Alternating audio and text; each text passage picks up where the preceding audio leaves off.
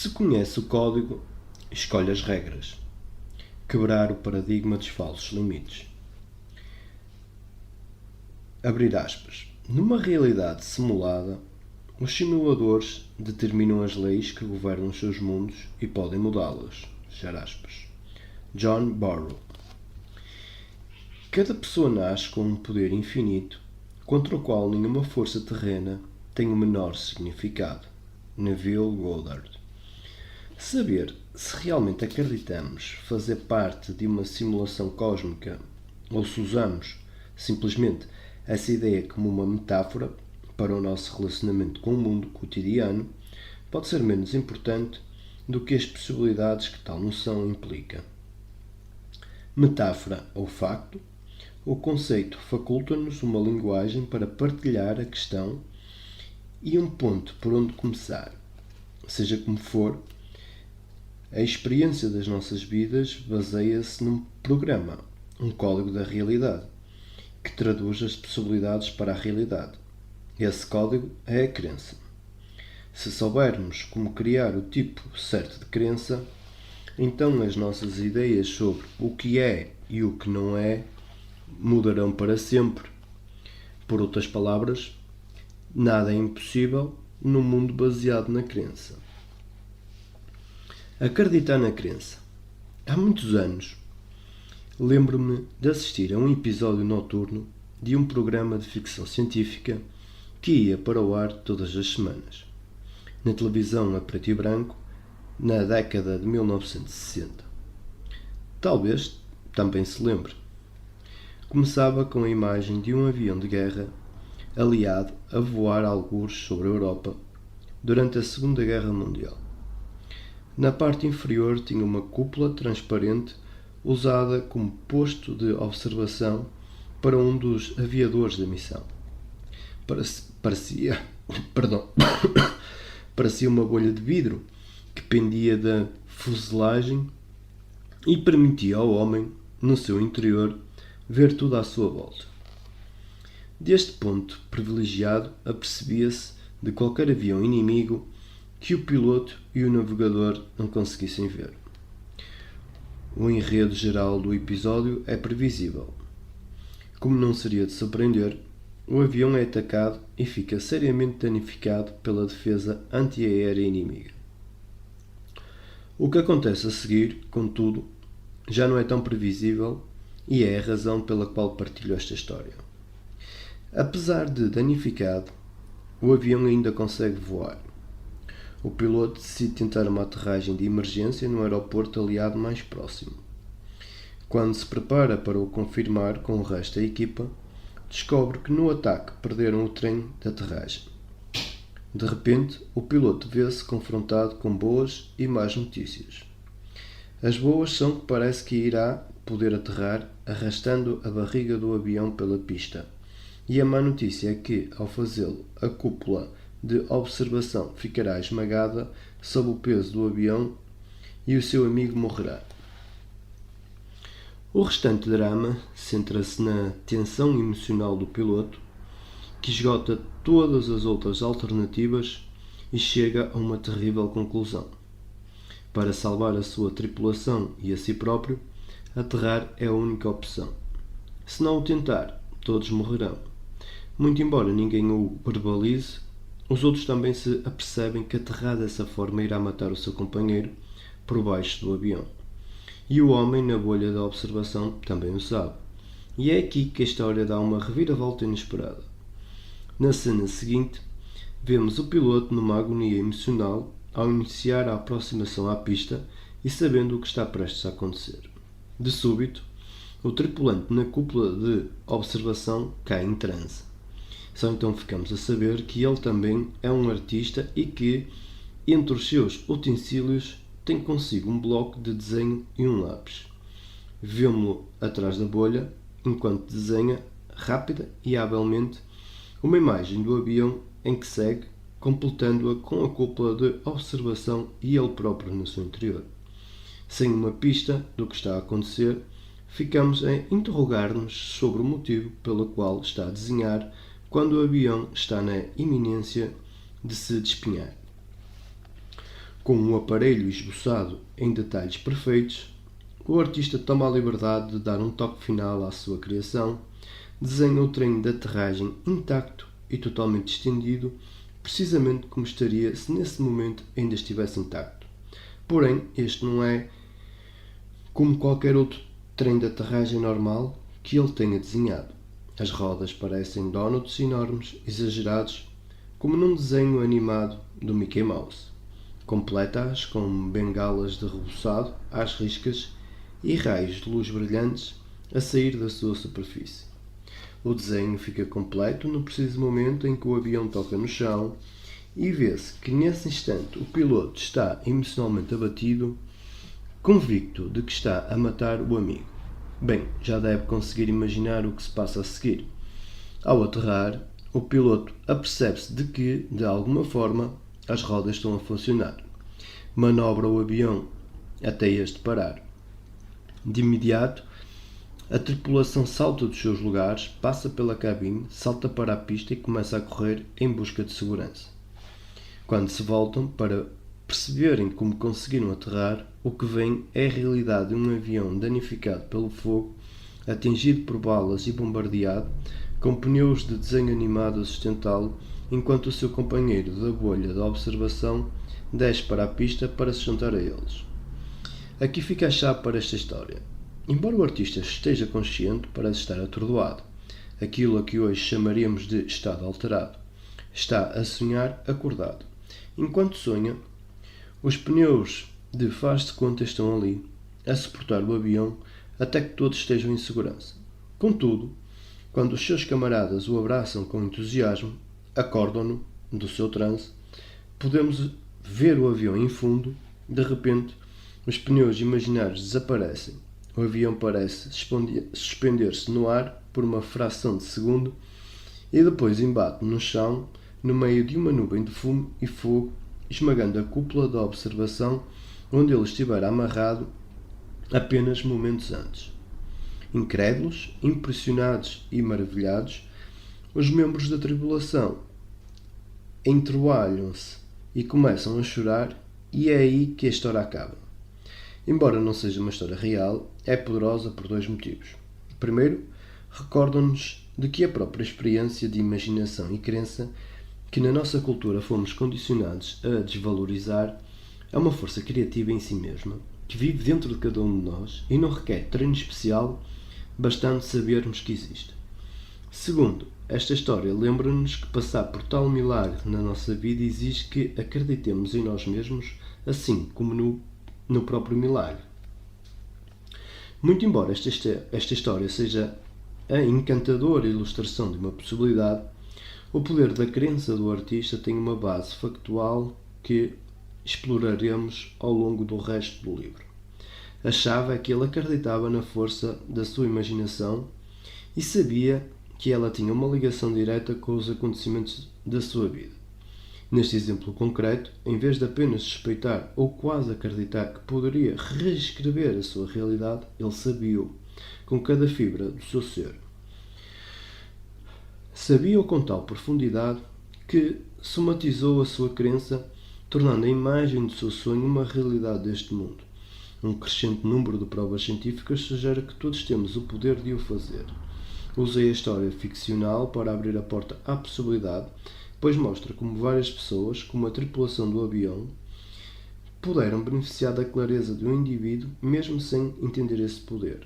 Talvez mais importante ainda, a história ilustra a inocência do tripulante ao expressar o seu sonho através da sua arte. Mostra como pode ser simples o poder da crença. Segue-se uma história real sobre estes mesmos princípios. É a história da determinação de uma mulher em ter sucesso onde antes ninguém o conseguira e da sua crença de que seria a primeira a fazê-lo. Milagres da vida real. Em 2005, Amanda Dennison, de Alberta, no Canadá, entrou no Guinness World Records por ter realizado a mais longa caminhada sobre as brasas, devidamente documentada. Enquanto inúmeras pessoas usaram tal experiência como uma ferramenta para ajudar a construir confiança em seminários de desenvolvimento pessoal, o que tornou a caminhada de Amanda um pouco diferente foi o tempo durante o qual ela manteve o foco que lhe permitiu concretizar essa demonstração. No dia da sua prova, passeou sobre uma cama de carvão incandescente com uma temperatura de cerca de 995 graus, ao longo de 67 metros, tornando-se na primeira pessoa a registar um tal recorde sem sofrer queimaduras. No passado, foram apresentadas teorias científicas para explicar como as pessoas eram capazes de andar sobre brasas sem sofrerem queimaduras, cobrindo distâncias muito mais curtas. Foram tomados em consideração fatores como a rapidez com que o caminhante se movia e a possibilidade de uma fina película de transpiração nos pés os isolar das brasas incandescentes. Contudo, estas teorias não vingam no caso de Amanda, que percorreu mais de 60 metros sobre o carvão em brasa. Então, o que se passou com ela? O que a diferenciava das outras pessoas em seu redor naquele dia de verão, em 2005, permitindo-lhe realizar tal feito? Talvez a grande pergunta seja o que aconteceu a qualquer pessoa que faz algo tão milagroso. Quantas vezes ouvimos histórias de pessoas que fizeram coisas que parecem ir contra o senso comum, a realidade cotidiana, por vezes até quebrando as leis da física e da natureza, pelo menos tais como as entendemos hoje. Os noticiários televisivos, por exemplo, onde foram apresentadas histórias de soldados que regressaram dos campos de batalha no Iraque com ferimentos que os médicos consideraram tornar-lhes impossível voltar a andar. E, então, algo aconteceu. Uma experiência interior que não é muito bem compreendida em termos médicos, e um ano depois, essas pessoas estavam a correr numa maratona. Ou ouvimos falar de uma pessoa comum que, de repente, parece ter uma capacidade sobre-humana que nunca antes revelara, como, por exemplo, a força para salvar a vida de outra pessoa, como foi o caso de Tom Boyle, de Tucson, Arizona, no verão de 2006. Depois de ver um adolescente ser atropelado por um carro e ter ficado preso por baixo dele, Tom correu para o local e levantou o carro suficientemente alto para que o motorista conseguisse tirar Kyle Alltrust, de 18 anos, debaixo do veículo. Após o incidente, Boyle explicou o seu estado de espírito quando levantou o carro. Só conseguia pensar, e se fosse meu filho? Disse. Nesse caso, gostaria que alguém fizesse o mesmo por ele, acompanhando-o, fazendo-lhe festas na cabeça e ajudando-o a ficar calmo enquanto a ajuda chegava. Embora histórias como a de Boyle sejam raras, também não são inéditas.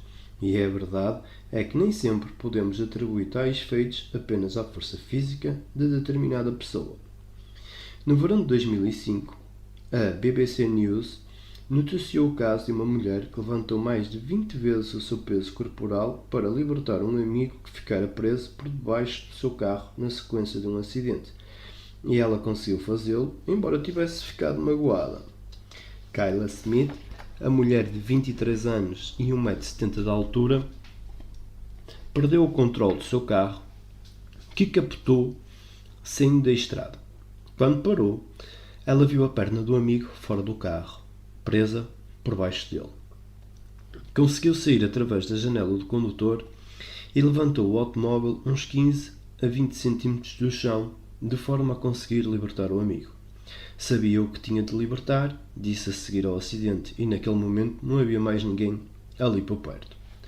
Embora estas situações não aconteçam todos os dias, a verdade é que acontecem. E se acontece a uma pessoa, ou uma dúzia delas, pode ser sinal de que existe algo disponível para todos nós. A questão parece ser que levamos a vida com base naquilo em que acreditamos em relação às nossas capacidades e aos nossos limites, como, por exemplo, que um carro é demasiado pesado para o que consigamos levantar. Só quando acontece algo que nos muda, como a vida de outra pessoa está dependente de nós, é que as nossas crenças limitadoras mudam também, mesmo que dure apenas um instante. Compreender o que é esse algo é abrir a porta a possibilidades ainda maiores de nos compreendermos a nós mesmos e ao mundo. É nosso dever, para connosco e para com os outros, descobrir que mudanças ocorrem nas pessoas que conseguem levantar carros para salvar outras ou realizar feitos semelhantes, que a razão considera não serem possíveis. O que pensam de si próprias que as torna diferentes dos que as rodeiam e que pensam de forma contrária. talvez ainda mais importante, como é que a mudança nas suas crenças mais profundas se traduziu numa mudança naquilo que se tornaram capazes de fazer? Responder estas perguntas aparentemente inocentes é desvendar aquele que talvez seja o maior segredo da nossa existência. E ao fazê-lo, é entrar numa área confusa que tem sido o campo de batalha de filósofos e religiões durante séculos e é agora considerada a última fronteira da ciência, o mistério da consciência e da realidade. O cerne do mistério, tanto para os cientistas como para os filósofos, é que o nosso mundo cotidiano não parece ser o real. Pelo contrário, estamos a viver o que é descrito como sendo uma ilusão, o que os antigos chamavam de realidade sombra, que é o reflexo de algo ainda mais real do que o nosso universo diário. O traço comum que percorre cada uma destas ideias é que a realidade atual não está aqui, nem sequer perto daqui. Embora o nosso corpo esteja, sem dúvida, neste mundo, a força viva que se exprime através dele está, de fato, num outro lugar, tal como uma realidade mais vasta que não conseguimos ver da nossa perspectiva. Historicamente, a ciência tende a desconsiderar tais comparações, considerando as meras histórias criadas por pessoas sem ligação à ciência para explicar aquilo que ou não entendem ou simplesmente para o que não têm outras explicações. Até agora, presentemente, a existência de outras dimensões, a crescente possibilidade de o nosso mundo ser uma simulação e a noção de que a consciência é aquilo de que tudo é feito é o ponto de partida das conversas científicas. Quer estejamos a ver as coisas sob a perspectiva da ciência ou da espiritualidade, tudo se resume à mesma pergunta intemporal. Quão real é a nossa realidade? Quão real é real? Quando lhe perguntavam sobre a sua crença na realidade, muitas vezes a resposta de Albert Einstein mais parecia a de um filósofo do que a de um cientista. É citado como tendo afirmado que a realidade é apenas uma ilusão, embora muito persistente, mostrando-nos que suspeitava que o nosso mundo cotidiano pudesse não ser tão certo quanto gostaríamos de pensar. Num discurso perante a Academia Prussiana de Ciências em 27 de janeiro de 1921, ele explicou a sua visão da realidade enquanto cientista. Na medida em que as leis da matemática se referem à realidade, elas não são certas, começou, sugerindo que ainda não sabemos tudo o que há a saber sobre a forma como o mundo funciona, prosseguiu. E na medida em que são certas as leis da matemática, elas não se referem à realidade. Que afirmação tão poderosa e honesta sobre o ponto em que nos encontramos relativamente à compreensão do universo e da nossa existência. Em palavras simples e diretas, a mesma mente que descobriu como libertar a energia de um átomo estava a dizer-nos que a explicação para a forma como o universo funciona ainda está por descobrir. No budismo Mahayana, o Sutra Lankavatara é considerado um dos mais importantes textos sagrados. Acredita ser o registro direto das palavras de Buda ao entrar na grande ilha de Ceilão, atual Sri Lanka.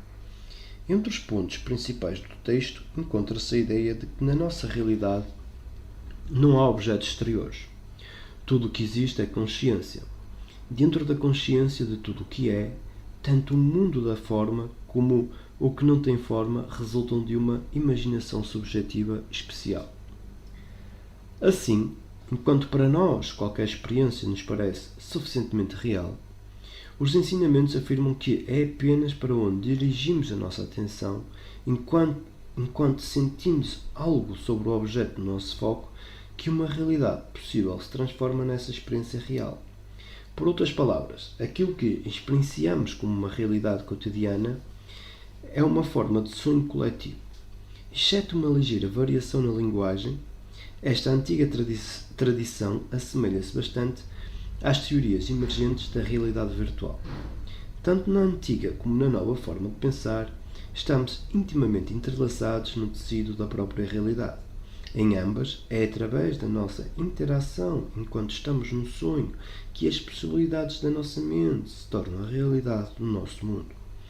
Em vez de pensar em nós como estranhos, misteriosamente largados na experiência da nossa realidade na Terra, estas tradições sugerem que somos delas inseparáveis. Se pensarmos na ligação entre uma gota d'água e o oceano, onde ela se encontra, ficaremos com uma ideia da profunda interligação que, de forma semelhante, existe entre nós e a realidade. Embora em certas condições seja possível separar as duas, em geral é difícil perceber onde acaba uma e começa a outra. Para todos os efeitos, tal como o oceano e as gotas são uma e a mesma coisa, somos partes da realidade que criamos. O que torna tão atraentes as ideias de realidade virtual e de sonho são as semelhanças inequívocas no que dizem sobre a forma como a realidade funciona.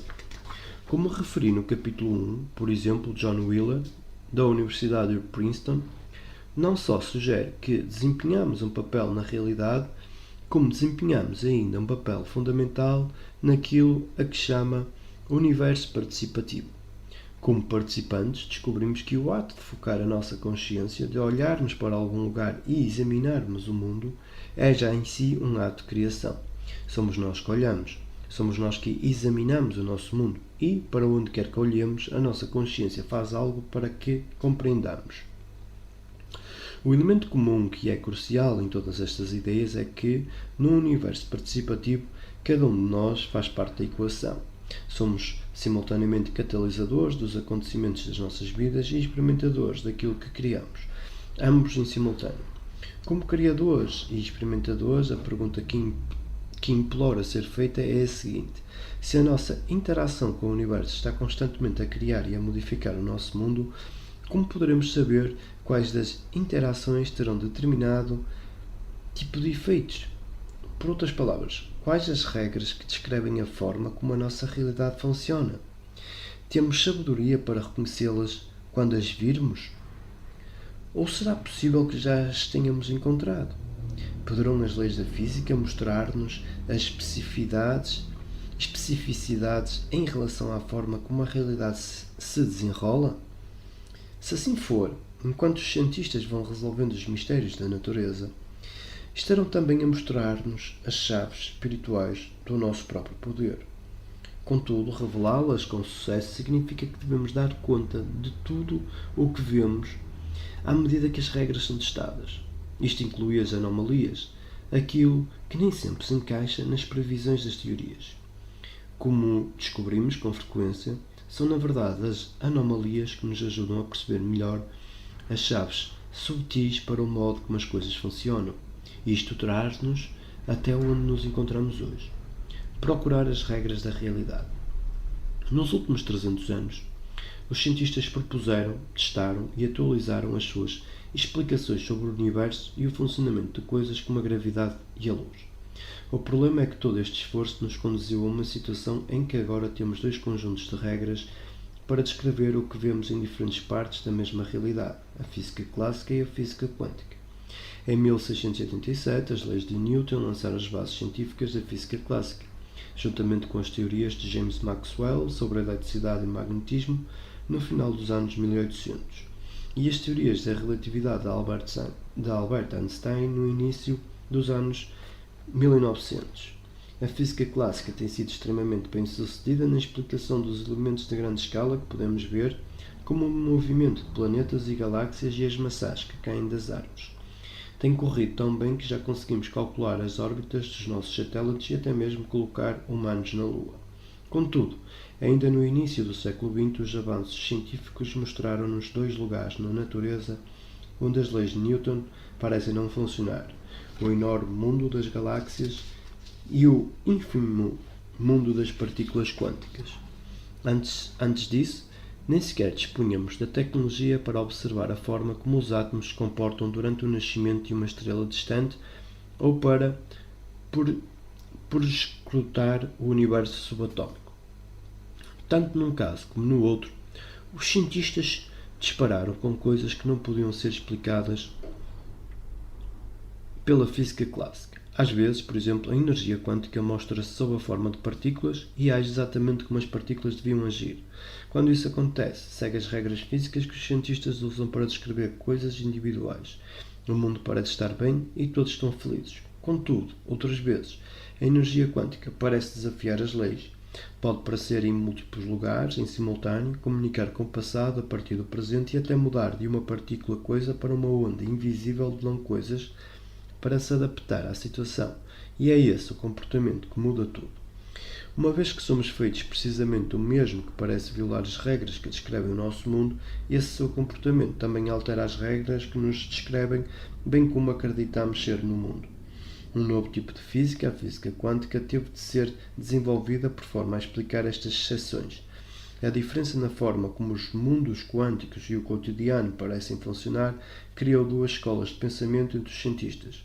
Cada uma tem as suas próprias teorias a apoiá-la. O grande desafio que permanece é conciliar estas duas linhas de pensamento diferentes numa visão única do universo, uma teoria unificada. Portanto, é necessário que exista algo que ligue o muito grande e o muito pequeno de uma maneira que só agora começamos a compreender. E esse algo tem permanecido um mistério, muito embora possamos tê-lo visto logo em 1909. O mundo muda por estarmos a olhar, muito embora já seja antiga a ideia de que as nossas crenças e a realidade cotidiana se encontram intimamente ligadas. A prova científica dessa ligação surgiu de repente com uma única experiência realizada em 1909. A demonstração em si é simples. O pensamento que esteve na sua origem foi visionário. Os resultados são tão profundos que ainda hoje continuamos a falar sobre isso. Muito provavelmente, mesmo os cientistas que realizaram a famosa experiência da fenda dupla não sabiam até que ponto as suas descobertas iriam afetar as suas vidas, o mundo inteiro e o futuro do nosso planeta. E como poderiam saber? Eles estavam simplesmente a realizar um teste científico explorando aquilo de que tudo é feito, as partículas quânticas do nosso corpo e do universo. No seu laboratório em Inglaterra, o físico Geoffrey Ingram Taylor iniciou a sua demonstração quando encontrou uma maneira de projetar aquilo do que os átomos são feitos, partículas quânticas de luz chamadas fótons. De um projetor para um alvo colocado a uma distância curta, aqui fica como antes de os fótons poderem atingir o alvo, teriam de passar através de uma barreira com duas aberturas. Da mesma forma que a água, quando passa de gelo para o estado líquido, é capaz de atravessar os inúmeros buracos de uma tela de janela, a experiência de Taylor mostrou que os fótons faziam algo muito semelhante. Para grande espanto dos cientistas, os fótons mudaram da forma de partícula, que poderia passar através de uma abertura de cada vez na barreira, a fenda única, para a forma de onda que poderia passar através de múltiplas aberturas na barreira, as fendas duplas. A razão por que tudo isto é tão incompreensível é por não haver absolutamente nada na física convencional que possa explicar como um material de que tudo é feito pode mudar a própria natureza da sua existência. Para explicar o que descobriram, teve de ser inventado um novo tipo de física, a física quântica.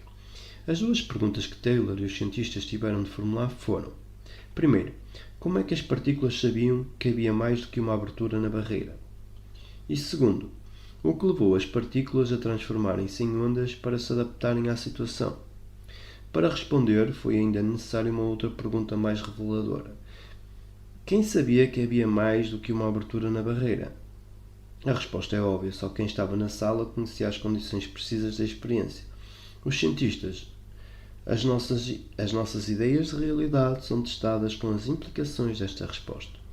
O fato de os cientistas o saberem poderia afetar a experiência? Seria possível que a consciência dos observadores presentes na sala, a crença e a expectativa de que as partículas se comportariam de uma maneira ou de outra, se tivesse, de alguma forma, tornado parte da própria experiência em si? E se sim, o que significa isso para nós? Se as crenças dos cientistas afetaram os fótons na experiência, então as nossas crenças farão o mesmo na vida cotidiana? Esta possibilidade abriu o caminho a algo praticamente impensável nessa altura.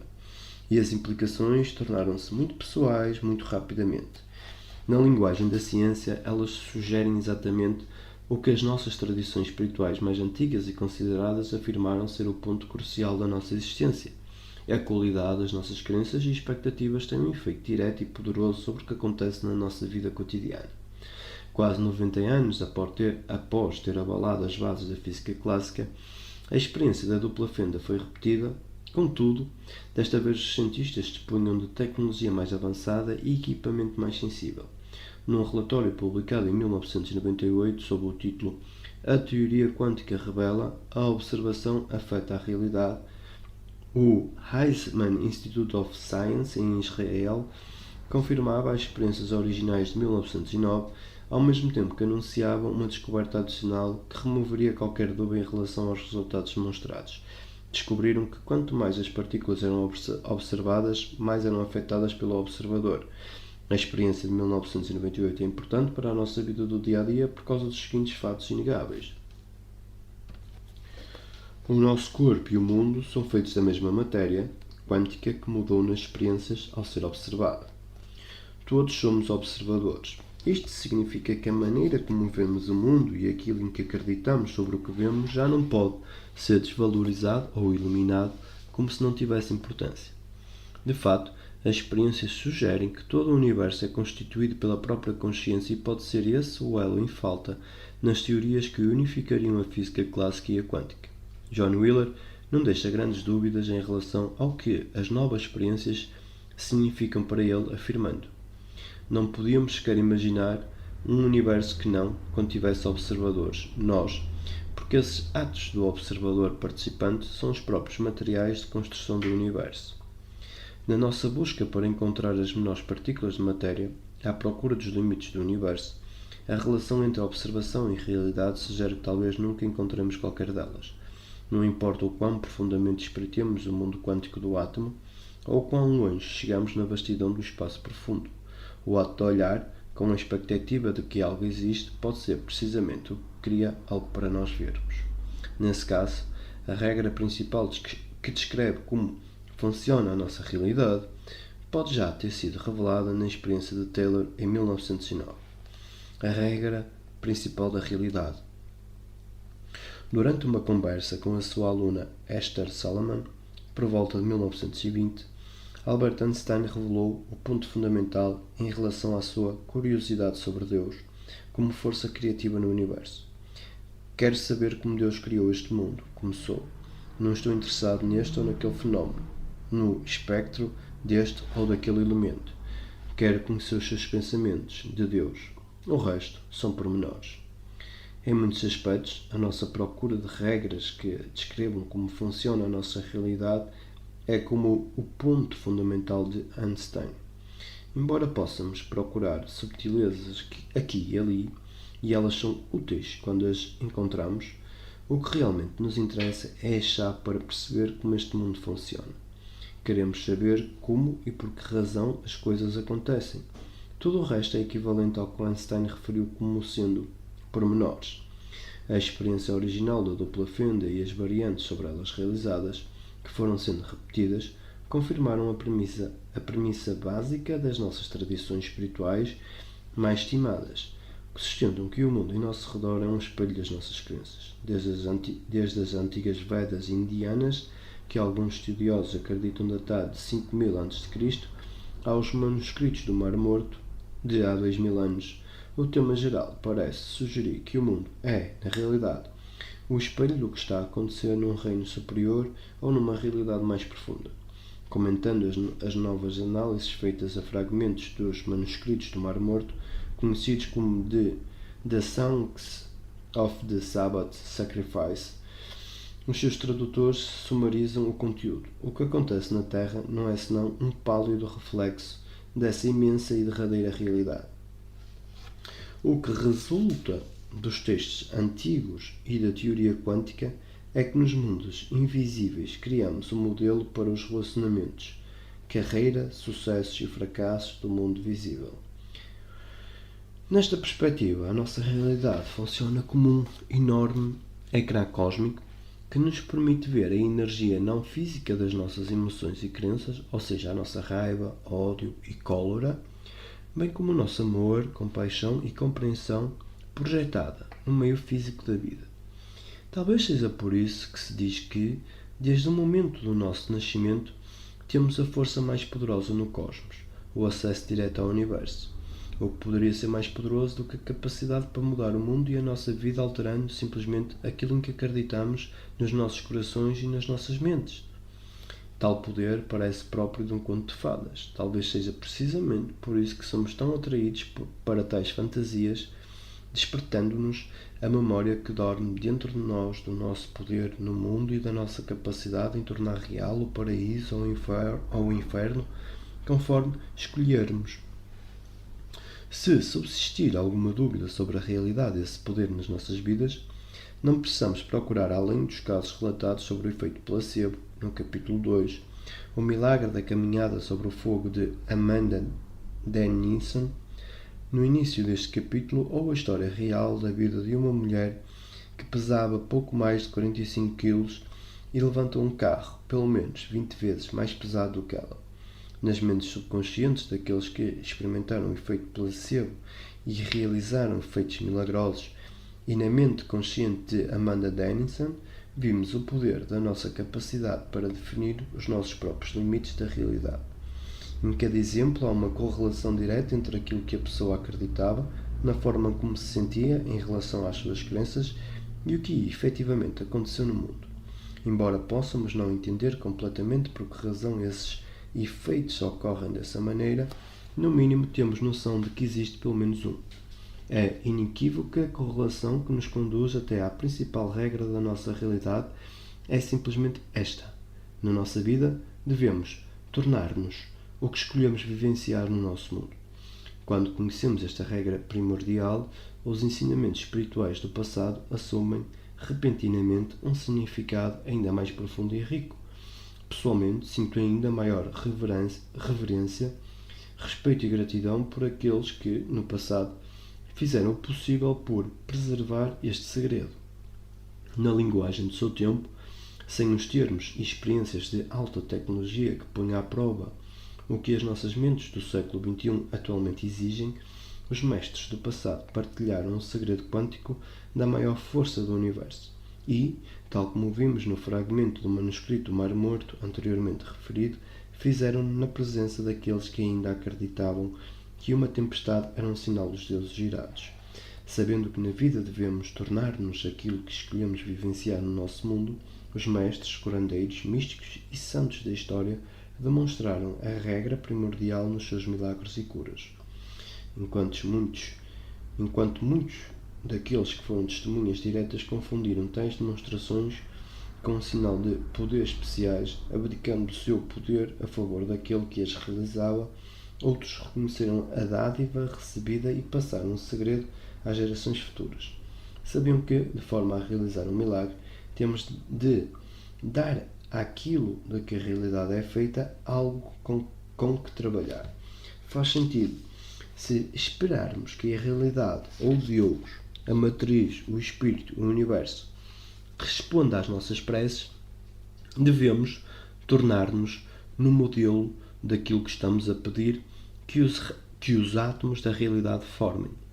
Temos de dar à matriz algo com que trabalhar. Quando casamos a regra primordial com ações que lhe permitem servir-nos, algo de maravilhoso e poderoso acontece. E esse algo é o que faz com que a vida valha a pena. Viver da resposta.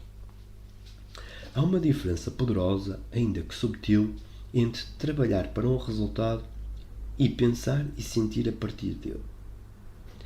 Quando trabalhamos para algo, embarcamos numa jornada aberta e interminável.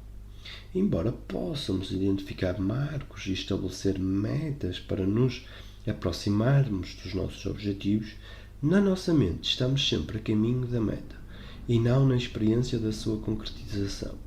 Os estudos que concluíram que a observação afeta a realidade revelam duas chaves na transposição das possibilidades das nossas mentes para a realidade do nosso mundo. Primeiro, sem dúvida alguma, a realidade muda na presença do nosso foco. Segundo, quanto mais nos focamos, maior a mudança.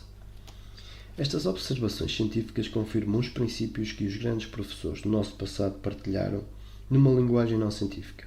E é por isso que a advertência de Neville Goddard de que devemos entrar na imagem do desejo do nosso coração, do nosso sonho, do nosso objetivo ou da nossa oração atendida e pensar a partir dela é tão poderosa. Quando colocamos o nosso foco em como seriam as nossas vidas se os nossos sonhos já se tivessem realizado, o que estamos realmente a fazer é criar dentro de nós as condições que permitem que o nosso sonho realizado nos envolva. Vamos agora dar uma vista de olhos ao trabalho de Neville. Talvez a melhor forma de ilustrar uma verdade tão bela e profunda seja através de um exemplo. Muito embora este filósofo do século XX, conhecido em vida apenas como Neville, tenha partilhado muitas histórias de casos que descrevem o milagre de viver de um resultado, para mim o que segue foi uma das mais potentes devido à sua simplicidade, clareza e inocência. A história começa com Neville a explicar o poder da imaginação e da crença a uma empresária que o foi visitar em busca de conselho em Nova Iorque. Após ter descrito a filosofia de viver a partir da resposta e de partilhar as instruções sobre como fazê-lo, os princípios deste filósofo ficaram validados de uma forma que nem mesmo ele esperava. O neto, de 9 anos dessa mulher, tinha ido visitá-la, viajando de um outro estado, e tinha ficado com ela durante essa reunião. Quando estavam a deixar o gabinete, o rapazinho voltou-se para Neville e declarou entusiasmado: "Sei o que quero, e agora sei como consegui-lo." Embora tanto Neville como a mulher tenham ficado surpreendidos com as palavras da criança, o filósofo fez-lhe a pergunta básica: o que queria ele, de forma tão determinada? A resposta que seguiu não foi surpresa para a avó do menino, visto que, aparentemente, os dois já antes tinham tido essa conversa muitas vezes. Ele queria um cãozinho. Todas as noites, quando me preparar para ir dormir, vou fazer de conta que tenho um cão e que vamos dar um passeio, disse o rapaz. Inflexível em relação às razões pelas quais não podia ter um cão, a mulher explicou ao neto, mais uma vez, que os pais não permitiriam, que o pai dele nem sequer gostava de cães e que o menino era demasiado novo para tomar conta de um. Não haveria cão nenhum e ponto final. Isto é, até cerca de 6 semanas depois. Foi nessa ocasião que a mulher telefonou a Neville incrédula. Desde o dia em que estivera naquele escritório em Nova Iorque, o rapaz passou a praticar tudo o que ouvira a avó e Neville a ia discutirem. Enquanto eles achavam que estava ocupado com os seus brinquedos, na verdade estava a prestar atenção aos mínimos pormenores da conversa. Todas as noites, antes de adormecer, o menino punha em prática o que ouvira, imaginando o cão deitado ao seu lado na cama. Sentia-se como se, de fato, o animal já estivesse com ele. Na sua mente, vivia a experiência como se fosse real. Imaginava que estava realmente a afagar o cão e até sentia o seu pelo. Por coincidência, não muito depois, a escola do rapaz organizou um concurso especial para apoiar a Semana da Bondade para com os animais. Pediram a todos os alunos da sua turma que escrevessem uma composição subordinada ao tema "Porque gostaria de ter um cão". Após a avaliação de todos os textos, o rapaz venceu e recebeu de prémio um maravilhoso cãozinho Collie. Depois de terem testemunhado todas as sincronicidades que levaram a que o filho ficasse com o animal, os pais reconheceram que aquela situação tinha algo de maior que se sobrepunha aos seus sentimentos. Assim, mudaram de ideias e acolheram bem o novo amigo do filho. Embora seja de facto possível considerar que tudo isto não passou de uma coincidência, o que se conta a seguir faz-nos parar e reconsiderar o significado desta história. Quando a mulher contou a Neville o que acontecera e descreveu como o neto recebera o cãozinho Collie, deixou para o fim o elemento que reforçava toda a história. Sempre que a criança referira o desejo de ter um cão, fora muito determinada em relação à raça que desejava. Sempre falara de um Collie. Uma das razões pelas quais esta história é tão poderosa prende-se com a capacidade de um menino compreender e aplicar as ideias simples que ouviu. No decorrer de uma conversa passageira entre dois adultos, ele foi capaz de separar a filosofia de Neville da situação da avó, enquanto eles discutiam ideias adultas aplicadas a temas adultos, e ele conseguiu aprender os princípios subjacentes que deveriam ajudar a avó nos negócios e aplicá-los ao seu desejo de ter um Collie. Se uma criança pode fazê-lo, todos podemos. A chave é libertar-nos dos nossos julgamentos e das nossas crenças sobre o que é ou não possível e permitir que a simplicidade da regra primordial se revele nas nossas vidas. Embora eu fique sempre impressionado quando as pessoas partilham tais extraordinárias demonstrações de crença, dificilmente posso dizer que fico surpreendido. Afinal, se a crença fosse a força mais poderosa do universo, por que haveríamos de esperar algo diferente quando um menino de 9 anos encontrou o cãozinho dos seus sonhos, exatamente aquilo que imaginou, nesse mesmo universo. O segredo neste caso foi que, na sua imaginação, o menino se via a si próprio como se já tivesse o cãozinho consigo. Quando o fez, passou a viver o resultado do que imaginou, e nesse resultado o cãozinho era real. Usando uma linguagem direta e pragmática, o psicólogo e filósofo do século XIX, William James, recordou-nos como era fácil aplicar este princípio na vida real. Se quer ter uma qualidade na vida, haja como se já a tivesse. Se desejar possuir determinado traço, haja como se já o tivesse. Nas palavras de Neville, a forma de o fazer é tornar o seu sonho futuro um facto presente. Compreender a razão pela qual algo tão simples como imaginar que estamos a afagar um cão, acreditar naquilo que visualizamos e até conseguirmos sentir o seu pelo é tão poderoso nas nossas vidas, é compreender a própria natureza da nossa realidade refletida. O poeta William Blake considerou que a imaginação é a essência da nossa existência, ao invés de algo que simplesmente experimentamos no nosso tempo livre. O homem é a imaginação, declarou, clarificando de seguida. O corpo eterno do homem é a imaginação, ou seja, o próprio Deus. O filósofo e poeta John Mackenzie descreveu mais tarde a nossa relação com a imaginação, sugerindo que a distinção entre o que é real e o que é imaginado não pode ser feita com rigor.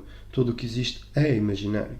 Em ambas as descrições, os acontecimentos concretos da vida devem primeiro ser encarados como possibilidades antes de se transformarem em realidade.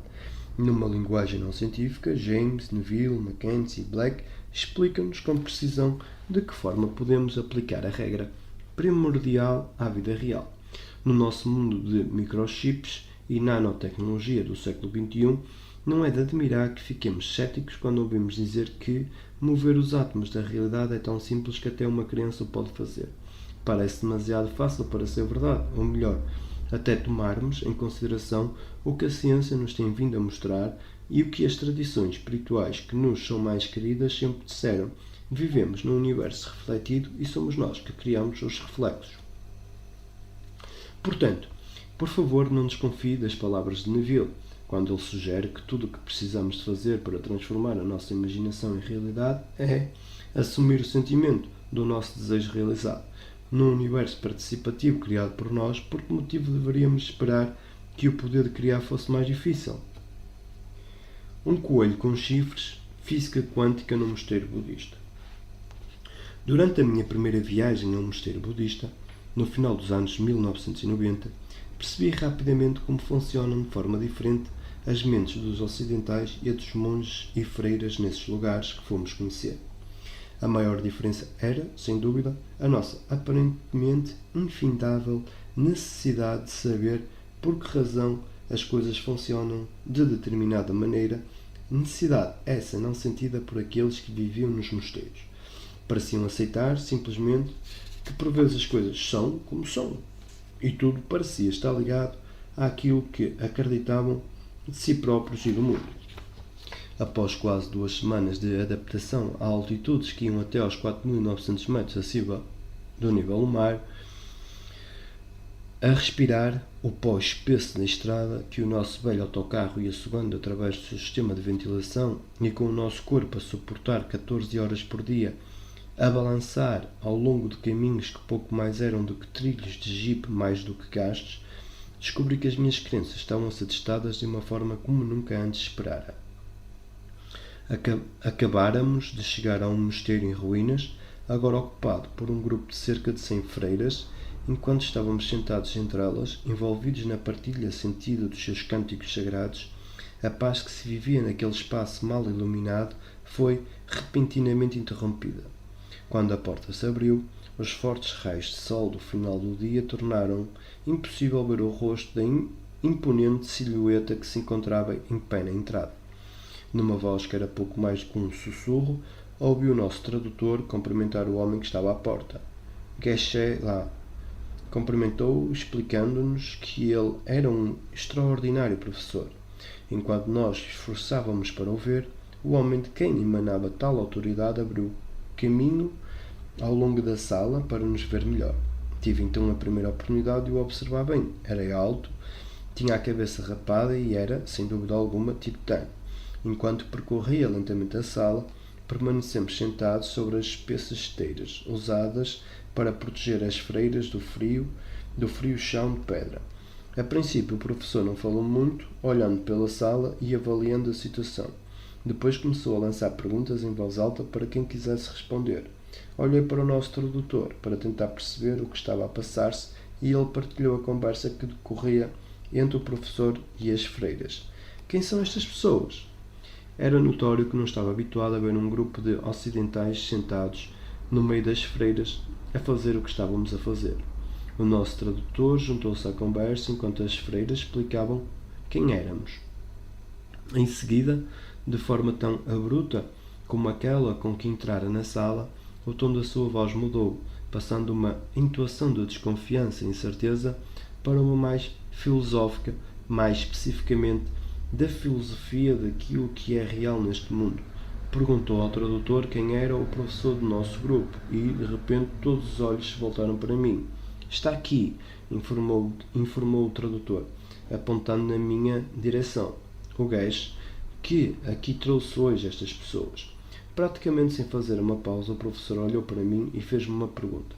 Embora eu não pudesse compreender uma única palavra do seu dialeto tibetano, prestei atenção ao tom e inflexões da sua voz enquanto o nosso tradutor começava a falar.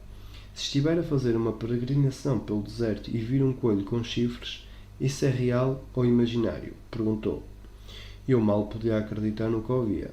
Ali estávamos nós, quase ao pôr do sol, num remoto mosteiro na montanha, situado no planalto do Tibete, a 4.500 metros acima do nível do mar, numa sala cheia de freiras e de cânticos, e este homem perguntava-me sobre um coelho com chifres. Quando era miúdo, eu ouvira falar dessa criatura mitológica, resultado de um cruzamento impossível entre uma lebre e um antílope. Um jackalope. Nas historietas que os campistas delirantes partilhavam à volta da fogueira. Muito embora o avistamento de um jackalope parecesse ser frequentemente desde a América do Norte até aos Andes, no Peru, eu nunca estivera na presença de alguém que falasse do misterioso assunto com uma expressão séria. As lebres antílopes não existem e, no entanto, ali estava eu a ser interrogado sobre esse ser, num local onde menos poderia esperar uma situação dessas.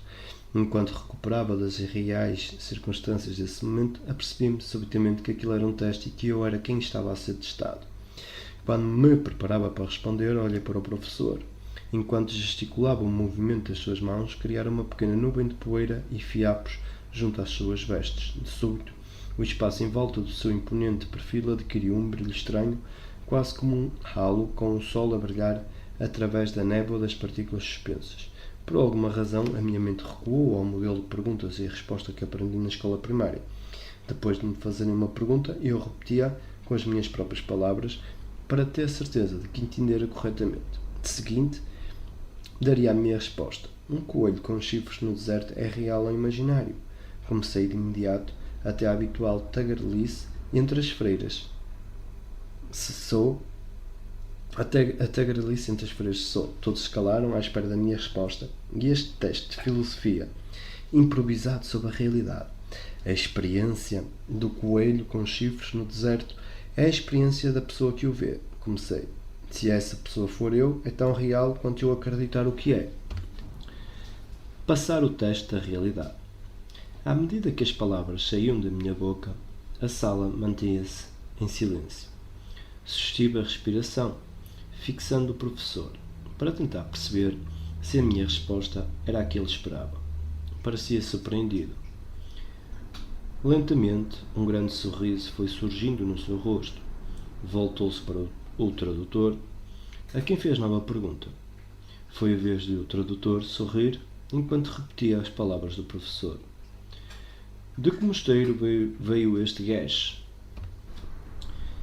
Quando as freiras ouviram isto, ouviu-se um suspiro de alívio, logo seguido de alguns risinhos esporádicos que rapidamente se transformaram numa onda de risos.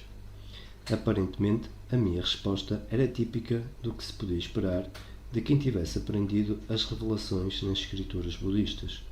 Não era o que se esperaria de um ocidental.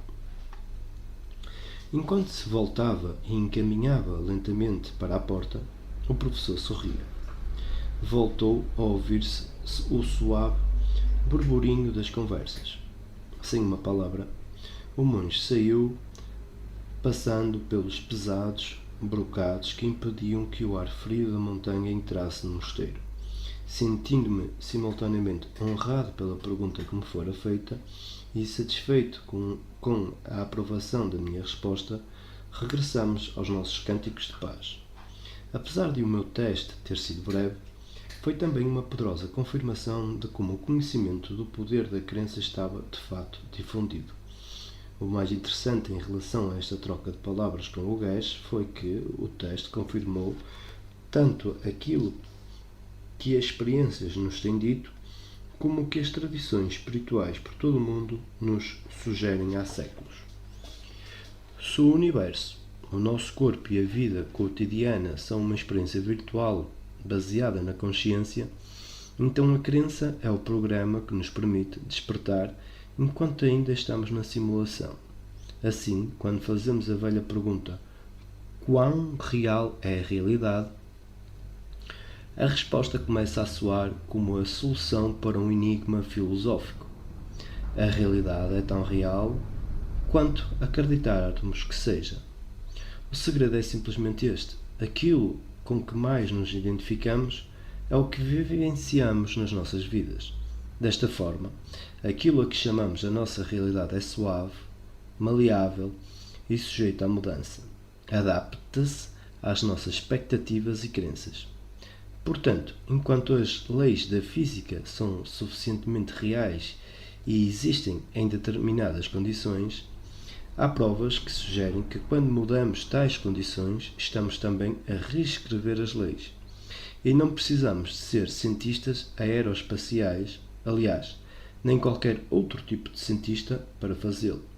Pode ser tão simples como o caso de Amanda Denison a andar sobre o carvão a uma temperatura de cerca de 925 graus ou de Milarepa a enfiar a mão através da rocha nativa da parede de uma caverna. Em ambos os casos, as leis da física foram violadas. Em cada caso, foi a capacidade de um indivíduo para criar propositadamente as condições de consciência, o que ele ou ela acreditava ser verdade em relação ao seu mundo, o que mudou a realidade. É isto que faz a ciência completar o circo, até as antigas tradições místicas e espirituais.